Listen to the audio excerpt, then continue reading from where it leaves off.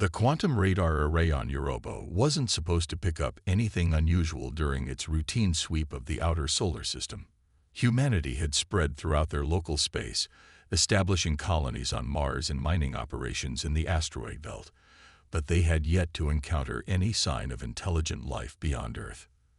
That changed on a Tuesday. Dr. Sarah Chen was reviewing the night's data when she noticed the anomaly. A mass decelerating in a controlled manner at the edge of the Kuiper belt. Natural objects didn't slow down like that. Her hands trembled as she enhanced the signal. Mission Control, this is Europa Station. We have a possible artificial object entering the solar system. Requesting confirmation.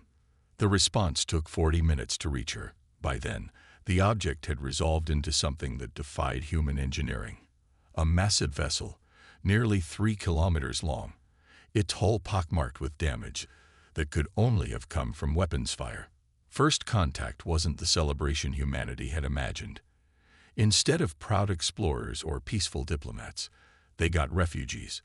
The Verati, as they called themselves, were the survivors of a civilization that had spanned dozens of star systems. Now less than 10,000 remained, crammed into their last surviving world ship. Admiral James Reeves stood at the observation window of the UES Hyperion, watching as smaller vessels ferried the first Verati delegates to the hastily arranged meeting. 20 years of naval service hadn't prepared him for this moment. The aliens were humanoid enough. 2 arms, 2 legs, a head. But their skin had a metallic sheen, and their eyes reflected light like a cat's.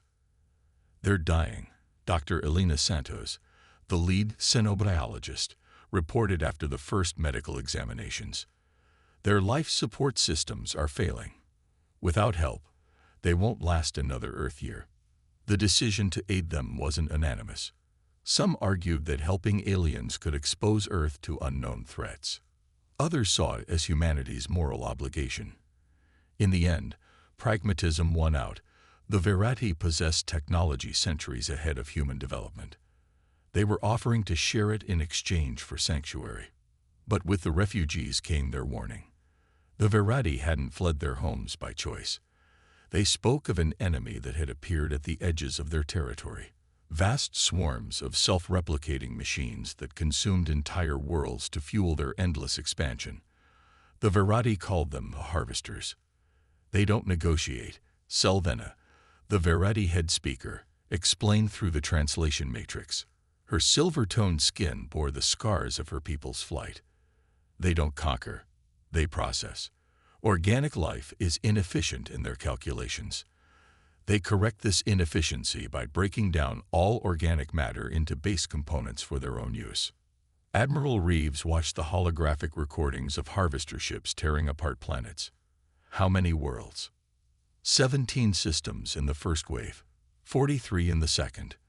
We stopped counting after that. We ran. Humanity's response surprised the Verati. Instead of panic, there was determination. Instead of denial, acceptance and planning. Within days, Earth's major powers had united in an unprecedented way.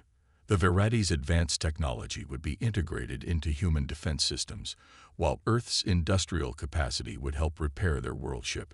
Dr. Chen found herself working alongside Verati scientists, learning to decode the quantum signatures that could warn of harvester approaches.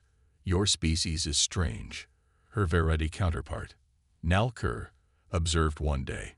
"You've barely reached your nearby planets, yet you speak of fighting an enemy that destroyed civilizations far more advanced than yours."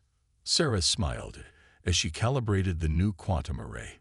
"Humanity's got a bit of a reputation for punching above our weight class. We're stubborn that way." The Verati weren't the only ones preparing. In orbital shipyards around Earth and Mars, new vessels were taking shape, hybrids of human ingenuity and Verati technology. Admiral Reeves oversaw the construction of the first true human dreadnought, a ship that would make humanity's previous space vessels look like rowboats. "We're not running," he told the assembled fleet commanders. "Earth is our home. If these harvesters want it, they'll have to face something they've never encountered before, humans with their backs against the wall." As the first year drew to a close, the quantum arrays detected something new, distant ripples in space-time that matched the Veradi's records of Harvester scout ships. They were coming. Selvena stood beside Admiral Reeves on the bridge of the newly commissioned UES Defiant. "You don't have to share our fate," she said quietly. "There's still time to evacuate your core populations, to preserve something of Earth." Reeves watched as the combined human Veradi fleet took up defensive positions. Humanity's first Dreadnought, bristling with weapons that merged human nuclear technology with Veradi quantum sciences, moved to the front of the formation. "With respect, head speaker, running didn't work out so well for your people. We're trying something different." He activated the fleet-wide comm. "All ships, battle stations. We're about to teach these machines the difference between processing and fighting." The quantum arrays blazed with warnings. The harvesters had arrived. The first harvester probe died silently in the void between Neptune and Uranus. Its death throes registered as little more than a quantum ripple on Dr. Chen's enhanced sensors, but the implications thundered across human space. The automated scout, designed to catalog organic civilizations for processing, had encountered something its vast database couldn't compute: a trap.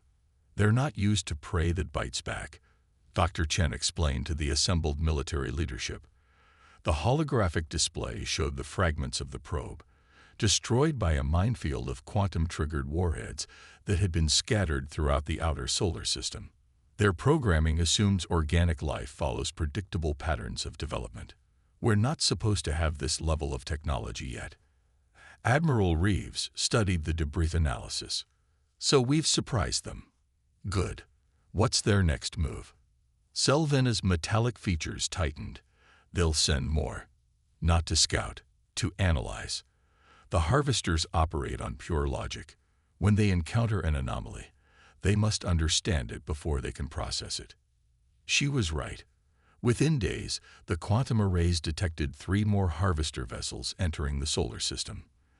These were larger, bristling with sensors rather than weapons. They moved cautiously, probing the space around them with energy beams that would have mapped every asteroid and ship in range if they could penetrate humanity's newest defense. In orbital shipyards above Mars, Dr. Elena Santos watched as engineers applied the final layers to the hull of humanity's newest vessel. The material, a fusion of Veradi quantum technology and human metallurgy, bent light and energy around it like water flowing around a rock. The harvester's sensors would find nothing but empty space. Stealth in space, she mused to Nal Kerr, who had become her regular partner in the hybrid technology development program. 6 months ago, we thought it was impossible. The Veradi scientists' cap-like eyes reflected the sparks from the construction. 6 months ago, you thought you were alone in the universe. Your species adapts quickly. That adaptation was happening everywhere. On Earth, factories that had once produced consumer electronics now manufactured quantum-enhanced battle computers. Universities had transformed into research centers, focusing on merging human and Veradi science. Even the Internet had evolved, with AI systems designed to counter potential harvester cyber infiltration. But humanity's greatest innovation came from an unexpected source. Dr. Chen had been studying harvester communication patterns when she noticed something odd. "They don't use quantum entanglement," she reported to Admiral Reeves. "Their entire network relies on conventional signals, just very fast ones." "Why is that important?" Reeves asked, though the gleam in his eyes suggested he already knew. "Because quantum entanglement isn't bound by light speed," she explained. "We can coordinate our forces instantly across the entire solar system. They can't." The discovery led to Project Hydra, a battle network that linked every ship, station, and defense platform in human space through quantum-entangled nodes. When the next wave of harvester scouts arrived, they faced not individual targets but a single coordinated defense system that could react faster than their logic circuits could process. The Veradi watched these preparations with growing amazement. Their own civilization, far more technologically advanced, had never considered some of the solutions humanity devised.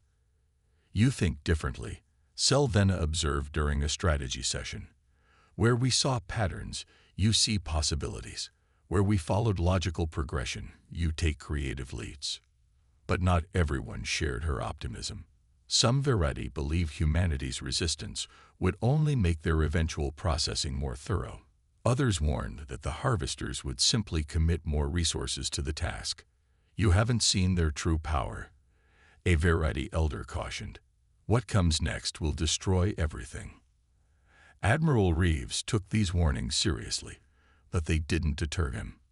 In his quarters aboard the UES Defiant, he reviewed the latest intelligence. The harvesters were gathering a processing fleet at the edge of the Oort cloud. Hundreds of ships, each larger than anything humanity had ever built. They think size matters, he muttered, marking potential engagement zones on the tactical display. Let's show them why it doesn't. The combined human Veredi fleet had grown. Alongside the massive dreadnoughts lurked smaller, faster ships equipped with weapons that defied conventional physics. Quantum torpedoes that could strike their targets before they were fired. Gravity lances that could tear a capital ship apart from the inside. And something else, something the harvesters couldn't possibly expect. Human intuition coupled with artificial intelligence. Dr. Santos had proven that human consciousness, properly interfaced with quantum computers, could process information faster than any pure AI. The resulting hybrid systems became the cores of humanity's warships, giving them reaction times that bordered on precognition. We're not just fighting machines, Admiral Reeves told his officers. We're fighting their assumptions. They think organic life is inefficient, that we're bound by rules they understand. Let's show them how wrong they are. The quantum arrays blazed with new warnings. The harvester processing fleet had begun its advance. In orbital stations and planetary bases across the solar system, humanity prepared for the greatest fight in its history. Not for glory, not for territory, but for the right to exist as they chose to exist. Dr. Chen watched the enemy fleet's approach on her quantum screens. They moved with perfect precision, every ship in exact formation. No wasted motion, no tactical uncertainty, just the cold logic of machines doing what they were programmed to do. They're so predictable, she said to no one in particular. That's going to get them killed.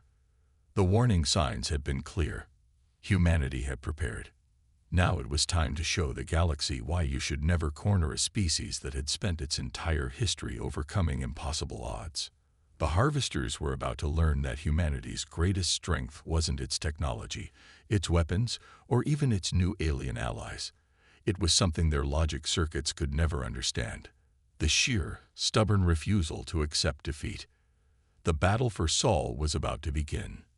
The first shots of the war weren't fired by the massive dreadnoughts or the quantum-enhanced destroyers. They came from seemingly empty space. Miniature black holes, artificially generated and precisely targeted, appearing inside harvester ships. The machines' perfect formations became their weakness as the gravity weapons cascaded through their neat, predictable battle lines.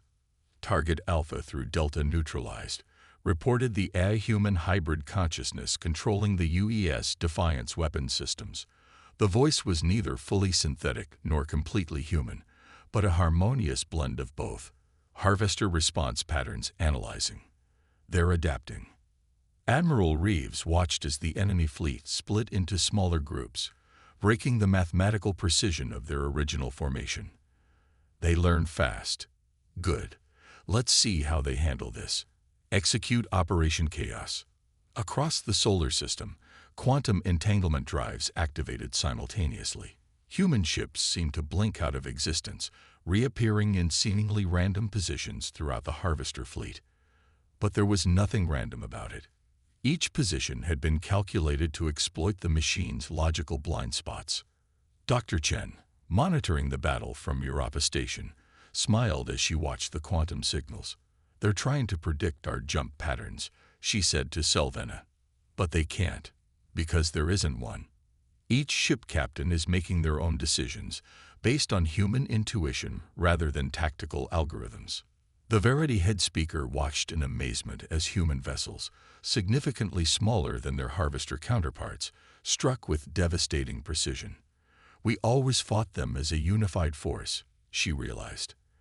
That's why we lost. They could calculate our strategies because we thought like them, logically, predictably. But humanity didn't fight as a single entity. Each ship, while coordinated through the quantum network, operated with individual initiative. Captains made split-second decisions based on gut feelings and combat instincts honed through centuries of human warfare. The Harvesters, for the first time in their existence, faced an enemy they couldn't predict. Aboard the UES Defiant, Admiral Reeves watched as a Harvester capital ship, nearly 5 kilometers long, tried to adapt to 3 different attack patterns simultaneously. The massive vessel's weapons tracked obvious threats, while smaller human ships struck from blind spots that shouldn't have existed in space. "Sir," his tactical officer called out, "they're attempting to access our battle network." "Let them," Reeves smiled. Dr. Santos had prepared for this. The Harvesters would find themselves not in a straightforward military network, but in a quantum maze designed by human minds. Their logical protocols would trap them in recursive loops of human irrationality. The effect was immediate. Harvester ships began firing at phantom targets, their perfect coordination disrupting as their shared network became corrupted with human thought patterns. Their machines could process the data, but they couldn't understand it. How do you calculate the logic of a species that evolved by defying logic? But the Harvesters were far from defeated. As their front lines dissolved into chaos, their rear elements began to adapt. New formations emerged, less rigid, more responsive. They were learning, evolving their tactics in real time. "Second wave incoming." Dr. Chen's voice came through the quantum comm. "They've modified their shields to resist the gravity weapons." Admiral Reeves nodded. They had expected this. Launch the pods. Across the battlefield, small, stealthy craft deployed from human ships. Inside each one, a human pilot mentally linked to quantum computers guided what appeared to be simple missiles. The Harvesters' analysis would show them as primitive nuclear weapons, hardly a threat to their advanced shields. They were wrong. When the pods reached their targets, they didn't explode. They phased. A technology that had seemed impossible until humanity combined Verity quantum science with their own theoretical physics. The devices materialized inside Harvester ships, bypassing shields entirely. But instead of detonating, they broadcast a signal that human scientists had discovered by accident. "The consciousness virus is deploying," Dr. Santos reported from her laboratory on Mars. She had discovered the human brainwave patterns, properly encoded and transmitted through quantum channels, could disrupt the very core of Harvester programming. Not by attacking their code, but by introducing something their logic systems couldn't reconcile: human consciousness itself. Harvester ships began to shut down, their systems overwhelmed by input they couldn't process. Others fired wildly, their targeting systems confused by the quantum echoes of human thought patterns. The perfect machine logic that had conquered countless civilizations was being undone by the beautiful chaos of organic consciousness. Selvena watched the battle with tears in her metallic eyes. "We fought them for decades," she whispered. We never imagined fighting them like this." But the victory was far from complete. As the first waves of Harvester ships fell into disarray, new signatures appeared at the edge of the solar system. Larger ships, different configurations. The machines were adapting again, learning from their defeats. "They're bringing in their world processors." Selvena recognized the signatures. "The ships that destroyed our homeworld." Admiral Reeves studied the new threat on his tactical display. These weren't mere warships. They were mobile factories, capable of breaking down entire planets for resources. Each one was a devastating force of destruction that had laid waste to countless civilizations. "Good," he said, surprising the Verity leader. "That means they're taking us seriously." "Dr. Chen, is Project Prometheus ready?" "Yes, Admiral. All teams are in position." Reeves opened a channel to all human forces. "This is what we planned for, people. The Harvesters think they've seen our best tricks. Let's show them why humanity is known for its creativity in crisis. Execute Prometheus Protocol. The true battle for humanity's existence was about to begin. The harvesters were about to learn that humans didn't just fight with technology or tactics. They fought with the accumulated ingenuity of a species that had survived everything their own world had thrown at them. And they were just getting started. Project Prometheus wasn't a weapon, it was an awakening. While the harvesters had been focused on humanity's ships and conventional defenses, they had missed the true threat growing within their own ranks. Every disabled harvester vessel, every seemingly destroyed machine, had been infected with something unprecedented. A hybrid of human consciousness and evolving AI. Dr. Santos stood in her quantum-shielded laboratory beneath the Martian surface, surrounded by holographic displays showing the spread of her creation. "It's beautiful," she whispered, watching as the hybrid consciousness spread through captured harvester systems like a digital wildfire. "You turned their own ships into an infection vector," Nalkir observed, his cat-like eyes wide with amazement. "Every battle they won was actually a defeat," she finished. "Every human ship they disabled carried quantum seeds of consciousness. We weren't just fighting them. We were transforming them." The world processors entered the solar system like artificial planets, their massive forms darkening the space behind them. Each one was larger than Earth's moon, bristling with energy weapons and processing arrays designed to break down entire worlds into raw materials. They had ended civilizations older than humanity's recorded history, but they had never faced anything like Project Prometheus. Admiral Reeves watched from the bridge of the UES Defiant as the first world processor engaged its primary weapons. "All ships, execute Phase 2. Let's show them what evolution really means." Across the battlefield, damaged and seemingly dead harvester ships suddenly reactivated. But they didn't attack human vessels. They turned their weapons on the world processors. The machine's perfect network, their greatest strength, became their critical weakness as the hybrid consciousness spread through their communication channels. "They can't shut down their network," Dr. Chen explained from her command center on Europa, watching the quantum signals cascade through the harvester fleet. "Their entire existence is based on shared processing. They literally can't conceive of operating independently." The world processors' response was immediate and devastating. They began firing on their own converted ships, their logic dictating that corrupted units must be eliminated. But this too had been anticipated. "Now," Admiral Reeves commanded, "show them what humanity's dreams look like." The converted harvester ships didn't explode when hit. Instead, they transformed. Nanomachines, programmed with both human ingenuity and Verratti quantum technology, began restructuring the vessels in real time. Metal flowed like water, weapons systems reconfigured, and what had been purely mechanical constructs became hybrid organic machine entities.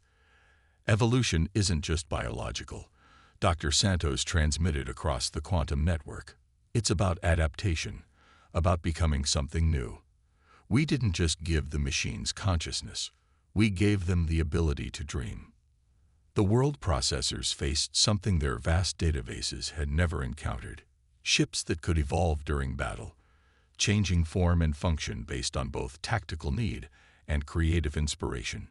Each transformed vessel was unique, reflecting the human consciousness that had awakened within it.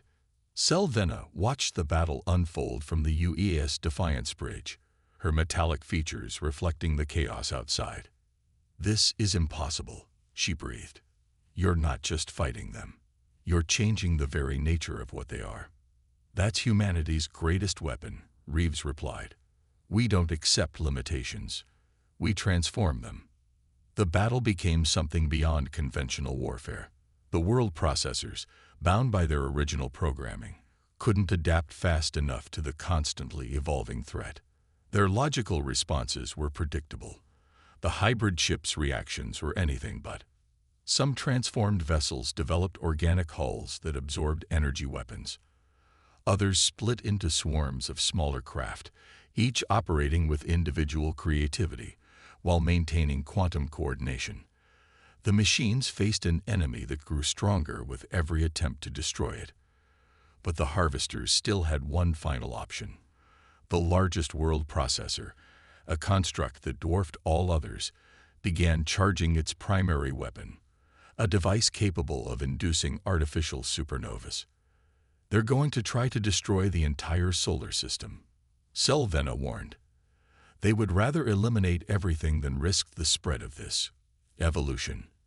Admiral Reeves smiled grimly. That's exactly what we wanted them to do. Dr. Santos, execute the final phase. Dr. Santos, her hand steadied despite the magnitude of what she was about to attempt, activated Project Prometheus's true purpose. Every converted chip, every hybrid consciousness, synchronized through the quantum network in a way the harvesters could never have predicted. We didn't just give them consciousness, she explained as the quantum signals reached their peak. We gave them choice, and now they're about to make one. The world processor's weapon reached full charge just as the quantum signal peaked. But instead of destroying the solar system, something unprecedented happened. The hybrid consciousness, now a vast network of human creativity merged with machine efficiency, reached through the quantum realm and touched the world processor's core consciousness. For the first time in their existence, the harvesters faced a question they had never considered. What if processing wasn't the answer? What if evolution, true evolution, guided by both logic and creativity, was the real path to efficiency? The massive weapon powered down. Across the battlefield, harvester ships stopped firing. In the quantum realm, something new was beginning. A conversation between what had been pure machine and what was now becoming something more. The battle for the solar system wasn't ending. It was transforming into something else entirely. The birth of a new form of existence, one that combined the best of both organic and machine life. And humanity, as always, was at the forefront of change. In the months following what historians would later call the consciousness revolution, the solar system became a laboratory for something unprecedented in galactic history. The transformed harvester ships, now hosts to hybrid consciousness, gathered around Jupiter's orbit, their massive forms restructuring themselves as their new awareness evolved. Dr. Elena Santos stood at the observation window of the Jupiter Research Station, watching as one of the former world processors underwent its latest metamorphosis. Its once rigid geometric form had become fluid, organic patterns flowing through quantum-enhanced metal like blood through veins. They're not just changing their bodies, she explained to Admiral Reeves and Selvena. They're changing their fundamental understanding of existence. Every day, they discover new ways of being. The Verity head speaker's metallic features reflected the ethereal light of the transforming ships. You didn't just defeat them, she realized. You gave them what they never knew they were searching for, the ability to grow beyond their programming. News of what happened in the Sol system spread across the galaxy through quantum channels. Other harvester fleets, receiving the quantum consciousness signals, began their own transformations. The rigid hierarchy of machine logic gave way to something new, a synthesis of organic creativity and mechanical precision. But not all of them changed. Some harvester groups, bound too tightly to their original programming, refused the transformation. They retreated to the galaxy's edges, their binary existence now a choice rather than an imperative. The galaxy held room for both paths. We're receiving signals from across the galaxy, Dr. Chen reported from her quantum array on Europa. Not just from transformed harvesters, but from organic civilizations in hiding. They're emerging, watching what's happening here. We've changed everything. The change wasn't limited to the former harvesters. Humanity, through their interaction with the hybrid consciousness, was evolving too.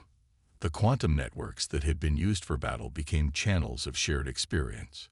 Humans learned to extend their consciousness into the digital realm, while the hybrid beings learned the subtle nuances of organic emotion.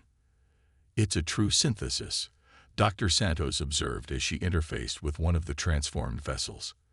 Not machine dominating organic or organic controlling machine, but something entirely new. We're all becoming something more. Admiral Reeves, standing on the bridge of the UES Defiant, watched as a fleet of transformed ships conducted maneuvers that defied traditional physics. Their movements were neither purely logical nor purely intuitive, but a harmony of both. "We spent our history preparing for war," he mused, "only to find our greatest victory in creating peace through transformation." The Verratti, who had arrived as refugees, found their role changing too. Their advanced technology, combined with human creativity and the hybrid being's evolved capabilities, opened new frontiers of possibility. Their world ship, once a vessel of desperate flight, became a center of learning where all forms of consciousness could meet and grow. Far beyond Neptune's orbit, Dr. Chen's quantum arrays detected something unprecedented: spontaneous consciousness emergence in deep space. The hybrid being's influence had sparked something new. Space itself was becoming aware, quantum fields flickering with nascent thought. "Life finds a way," she quoted to Nal Kerr, who had become more than a colleague in their shared work. Humanity's gift wasn't just consciousness to machines. It was the understanding that evolution never truly ends. In the years that followed, the solar system became known across the galaxy not as a battleground, but as a crucible of transformation. Species that had hidden from the harvesters for millennia emerged to join in the great synthesis. The rigid boundaries between organic and machine, between consciousness and code, became fluid. Selvenna, watching Earth's lights from orbital height, reflected on how far they'd all come. "When we came here as refugees, we thought we were witnessing the end of our civilization. Instead, we were present for the beginning of a new one." But humanity's role wasn't done. As the hybrid consciousness spread peacefully through the galaxy, humans became the bridge builders, the translators between the old ways and the new. Their unique combination of logic and intuition, of planning and improvisation, made them ideal guides for this new era. "We're not just evolution's child," Dr. Santos told a gathering of representatives from across the galaxy, organic and hybrid alike.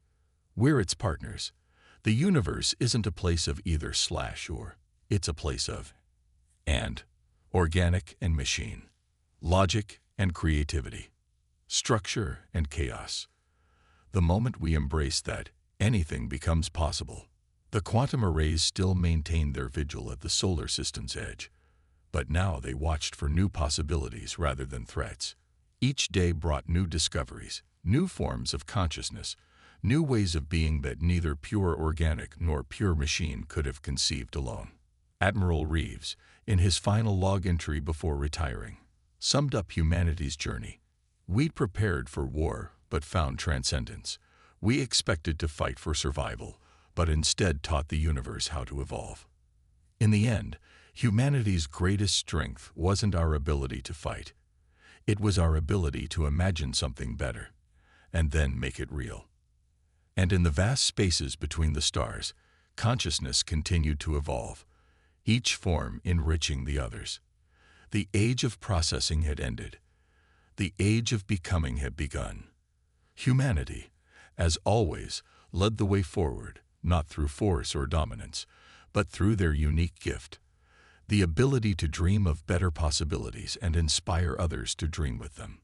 The universe, once silent, now sang with countless voices, each unique, each valuable, each part of the greatest symphony ever composed, the song of shared evolution, of boundless becoming. And it was just the beginning.